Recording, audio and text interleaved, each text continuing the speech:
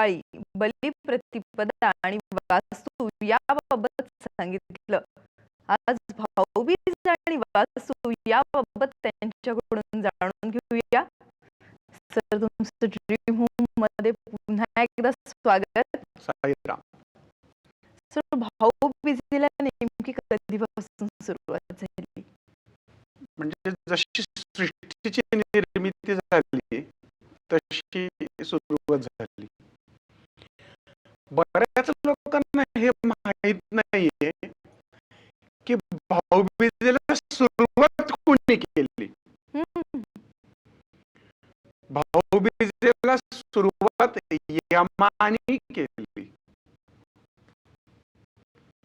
बघा आता, दिवाळी, यम, चित्रगुप्त या गोष्टी ऐकायला विचित्र वाटतात. खूप लोकांना माहितीच नाही.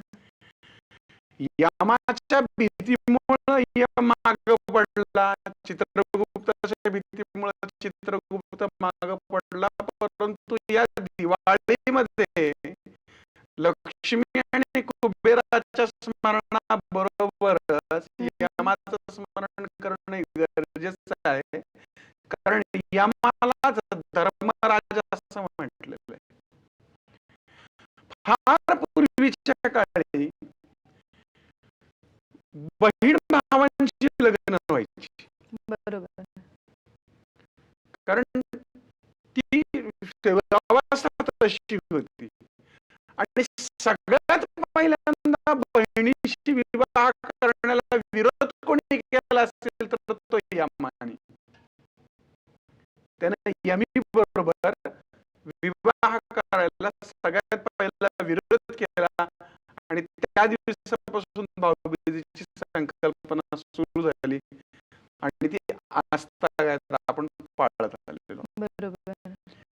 सोनियाच्या ताटी, उजळल्या ज्योती, ओवाळी ते भाऊ राया, वेड्या बहिणीची वेडी रे माया. पण आता बघतो आपण की इस्टेटीसाठी ती माया कुठे जाते? पातळून जाते. घरदार, गाडी, बंगला एवढंच आहे का सगळं? भाऊ बहिणीला विसरून जातो, बहीण भावाला विसरते. एवढ्या मोठ्या दऱ्या निर्माण होतात. पण मी आजच्या दिवशी आवाहन करतो की ज्या बहीण भावांमध्ये ताटातूट झालेली आहे किंवा या फालतू इस्टेटी बिस्टेटी या गोष्टींवर जर वाद झाले असतील तर त्यासाठी शास्त्रकारांनी भाऊबीज, रक्षाबंधनासारखे दिवस ठेवले. विसरून जावं. जसं जैन धर्मियांमध्ये क्षमापना दिवस असतो, क्षमा मागितली जाते, तशी आपल्याकडे ह्या अशा दिवसांच्या माध्यमातून आपण क्षमा मागू शकतो एकमेकांची. तुला माहितीये, जीवनामध्ये जर एखादा माणूस आपल्याला फार पीडत असेल आणि आपल्यामुळे त्याचं जर मन खूप दुखलेलं असेल आणि याची आपल्याला जाणीव असेल आणि तरी तो आपल्याशी खूप वाकड्यात शिरत असेल तर आपण असं समजतो की पूर्वजन्मीची काहीतरी शत्रुत्व किंवा दुश्मनी त्याची आहे. म्हणून तुला आजच्या दिवशी एक छानसा उपाय सांगतो. भाऊ बहिणींचे एकमेकांची जर वाकडा असेल तर आज ते विसरून जायचे आणि शांतपणाने बहिणीने भावाची किंवा भावाने बहिणीचं जर वाकडा असेल तर शांतपणे एकांतात बसून मनोमन हृदयापासून त्या आत्म्याची माफी मागायची. हा प्रयोग करून बघायला हरकत नाही. किंवा माझ्या हातून जे काही चुकलं असेल, मन दुखलं असेल, या जन्मी चुकलं असेल, गेल्या जन्मी चुकलं असेल, माझ्या हातून जी जी चूक झाली असेल ते माझी ताई, माझ्या बहिणी तुम्हाला माफ करशील असं त्या आत्म्यापासून मनापासून आत्म्याला आवाज द्या. आपोआपच भावामध्ये किंवा बहिणीमध्ये वैर असेल, तर ते मिटण्यासाठी मदत होईल. आणि बरोबर. आज भाऊबीजेच्या निमित्ताने हा संदेश घ्या, की सिटी येतात जातात, पण नाती ही अबाधित असतात. खरी बहीण गोष्ट आहे. भावांचं प्रेम हे अबाधित राहिलं पाहिजे. अगदी खरं आहे.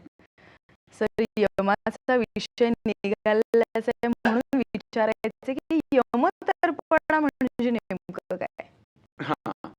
जसं धनत्रयोदशीच्या दिवशी यमदीपदान केलं जातं, तसं ह्या पूर्ण दिवाळीच्या दिवसांमध्ये यमांचं स्मरण केलं जातं. यमदीपदानाच्या दिवशी यमाला कणकीचा दिवा दाखविला जातो. बऱ्याच ठिकाणी वेगवेगळ्या प्रथा आहेत. तर यमतर्पण मात्र ही पारंपरिक पद्धती आहे. याच्यामध्ये यमाला आरोग्य दिलं जातं. हं. याशिवाय यमाची जी 21 नावं आहेत, त्या 21 नावांना घेऊन यमाला प्रार्थना केली जाते. बरोबर. यमाला आवाहन करून नमस्कार केला जातो. म्हणजे हे यमा तुम्हाला उचलून ने म्हणून नाही, हां. तर ज्यावेळेस तुम्हाला उचलून नेशील, त्यावेळेस माझं पूर्ण आयुष्य पूर्ण होऊ देत. मला अपमृत्यू येऊन देऊ नको आणि नुसताच मला येऊन देऊ नको, तर माझ्या कुटुंबातले जेवढे सदस्य आहेत, त्यांना कोणालाही अपमृत्यू येऊन देऊ नको. सगळ्यांना सुखीने जीवन मिळू दे आणि धर्मराजाचा आशीर्वाद आणि यमाचा आशीर्वाद असेल.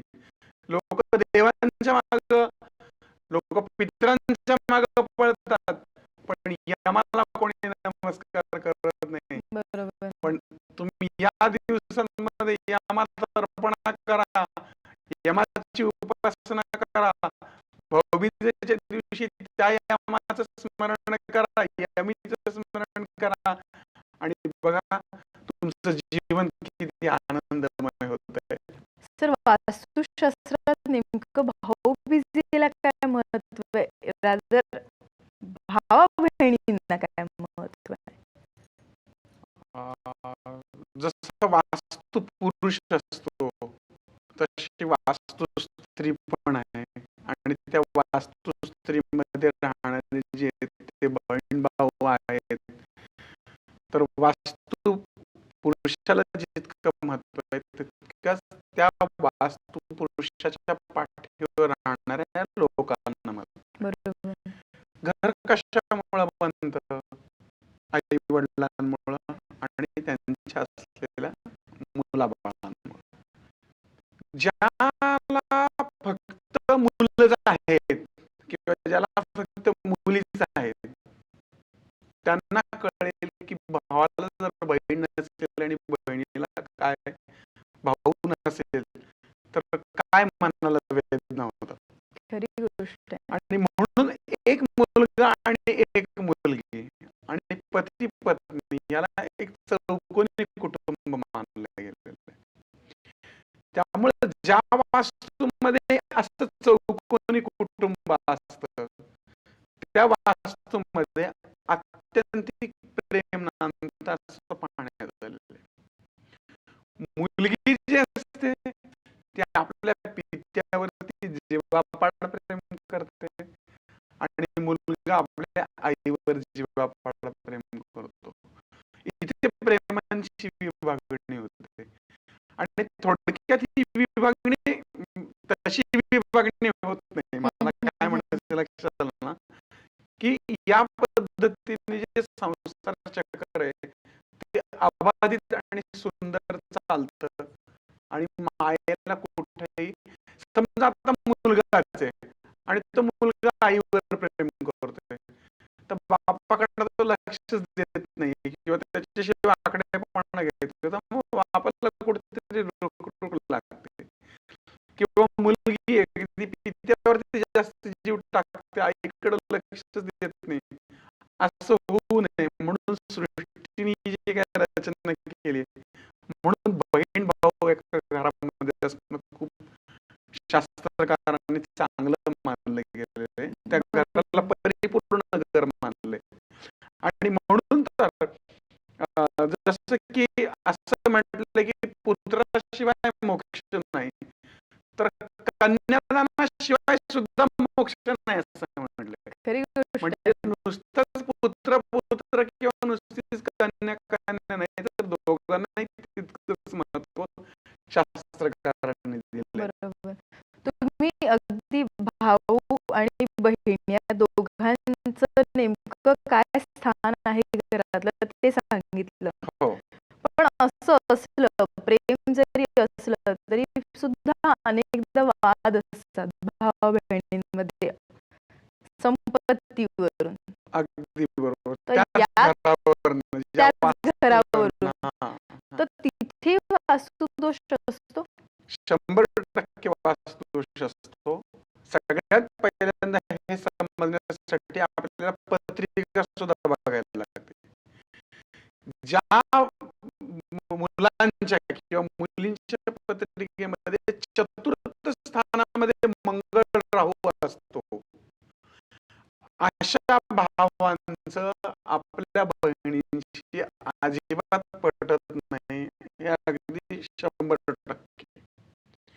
म्हणून सगळ्यात पहिल्यांदा पत्रिका चेक करून, म्हणून तर मी नेहमी म्हणतो की प्रत्येक वास्तुतज्ञ हा चांगला ज्योतिषी पाहिजे. हं, हं. कारण ग्रह आणि गृह या एकाच नाण्याच्या दोन बाजू आहेत. आणि म्हणून जर चतुर्थ स्थान बिघडलेलं असेल तर सर्वात प्रथम त्या चतुर्थ स्थानाच्या शांतीसाठी काही उपाय करणं गरजेचं असतं.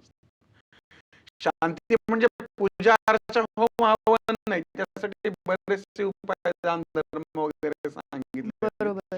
जे आधुनिक काळाला अनुकूल आपण करू शकतो. आणि जर पत्रिकेत दोष नसेल तर मग आपण वास्तु परीक्षण करतो, तेव्हा एक गोष्ट लक्षात येते की ज्या ज्या वेळेस आपण आग्नेय कोपऱ्यामध्ये पाणी पाहतो, हं, हं. त्यावेळेस त्या घरामध्ये फार मोठे मतभेद असतात. पती पत्नींचे, बहीण भावांचे, सासू सुनांचे. म्हणून आग्नेय कोपऱ्यात पाणी असणं हे बहीण भावांच्या सुद्धा प्रेम संबंधामध्ये अडथळा निर्माण करणारे असतात, त्यांच्या मायेमध्ये खंडन करणारे असतात. आणि म्हणून आग्नेय कोपऱ्यातलं पाणी, सिंक किंवा पाण्याची टाकी किंवा सेफ्टी टँक नसेल तर ते बरं, असेल तर मात्र भाऊ बहिणीचं तोंड बघत नाही, अशी स्थिती आपल्याला पाहायला मिळते. खरी गोष्ट आहे. हा. सर, दिवाळी आपण एवढी छान पद्धतीने साजरी करतोय. आज भाऊबीजेचा दिवस आहे. होय. तर त्या अनुषंगानेच विचारायचे की आज भाऊबीज कशी साजरी करावी? आपण सगळ्यात पहिल्यांदा म्हणजे तू खूपच छान प्रश्न विचारला. आणि मगाशी बोलता बोलता मी तुला म्हटलं की ज्याला बहीण नाही किंवा ज्याला भाऊ नाही त्यांनी काय करायचं, हाही प्रश्न आहे. पण ज्या बहिणीला भाऊ नाहीये अशांसाठी पहिल्यांदा सांगू, आणि मग आपण बरोबर. छानसं तबक त्याच्यामध्ये हळदी कुंकू, एखादा हळदकुंड. हळदकुंड म्हणजे आपण त्याला लेकूरवाळा हळदकुंड म्हणतो. आणि सुपारी, सुपारी हे चिरंजीवतेचं प्रतीक आहे. सोनं म्हणजे सोन्यासारखं राहा हे प्रतीक आहे. अक्षता म्हणजे ज्याला क्षती पोहोचत नाही, म्हणून अक्षता. आपण दिवा ठेवतो, दिवा म्हणजे असा चिरंजीव हो, सतत म्हणजे देवता राहो. ठेवता राहा. आणि अशा पद्धतीने ते सगळ्यात पहिल्यांदा गंध लावलं, त्याच्यानंतर अक्षता त्याच्या कपाळी लावल्या, मग आपण ते सोन्याची अंगठी फिरवतात डोक्याभोवती आणि ती अशी पूर्ण फिरवत नाहीत बरं का. ती अर्धीच फिरवली जाते. कारण पूर्ण फिरवली तर ती दानात द्यावी लागते. ज्यावेळेस पूर्ण फिरवली जाते त्यावेळेस तिचं दान केलं जातं. म्हणून ती अर्धवट फिरून पुन्हा अर्धवट फिरवायची. बरोबर. सुपारीप्रमाणे तू चिरंजीव राहा म्हणून ते आहे. तो एक प्रथा आहे. आणि मग त्याला ओवाळायचे 3 वेळा, 7 वेळा, 11 वेळा. मग भाऊ त्या ओवाळणी म्हणून काही जी काही छानशी छोटीशी गिफ्ट देईल ती आनंदाने स्वीकार करायची. हा झाला छोटासा भाग. पण आता एखाद्या बहिणीला भाऊच नाहीये, तर मग काय करायचं? तर तिने चंद्राला ओवाळायला सांगितलंय आणि वास्तुशास्त्राने वास्तुपुरुषाला भाऊ म्हणून सांगितलंय. म्हणजे तुम्हाला जर का भाऊ नसेल तर काय हरकत नाही. तुम्ही त्या वास्तुपुरुषाला हळदी कुंकू वाहा. त्याला तुम्ही ओवाळा. त्याची ओवाळणी करा आणि तो तुम्हाला जी ओवाळणी देईल ती तुमचा भौतिक भाऊ सुद्धा देणार नाही. म्हणजे बरोबर. सांगण्याचं तात्पर्य काय? साईबाबांसारखे दैवत आहे की तुम्ही त्या गुरूंना भाऊ म्हणा. तुम्ही हो माता पिता, तुम्ही हो बंधू सखा, तुम्ही हो असं म्हणून साईबाबांना ओवाळा. हा, आता ज्या भावाला बहीण नाही त्यांनी मात्र एखाद्या मुलीला, स्त्रीला आपली बहीण म्हणून समजावं आणि तिच्या प्रती आदर आणि प्रेम व्यक्त करावं. बरोबर. भाऊबीजेच्या दिवशी आज खरं तर ओवाळणी म्हणूनच तुम्ही मला एवढी छान माहिती दिली. त्याबद्दल